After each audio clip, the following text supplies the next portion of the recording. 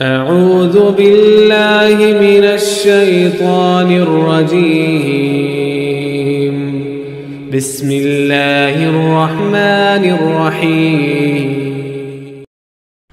حضرت ابو ایوب انصاری رضی اللہ تعالی عنہ سے روایت ہے کہ ایک شخص نے حضور اکرم صلی اللہ علیہ وسلم سے عرض کیا کہ آپ صلی اللہ علیہ وسلم مجھے کوئی ایسا عمل بتلا دیجئے جو مجھے جنت میں لے جائے اور دوزخ سے دور کر دے۔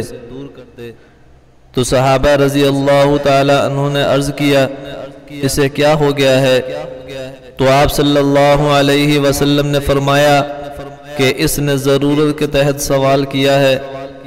تو آپ صلی اللہ علیہ وسلم نے فرمایا کہ تم اللہ کی عبادت کرتے رہو اور اس کے ساتھ کسی کو شریک نہ ٹھہراؤ، نماز قائم کرتے رہو، زکوٰۃ دیتے رہو اور صلح رحمی اختیار کرتے رہو۔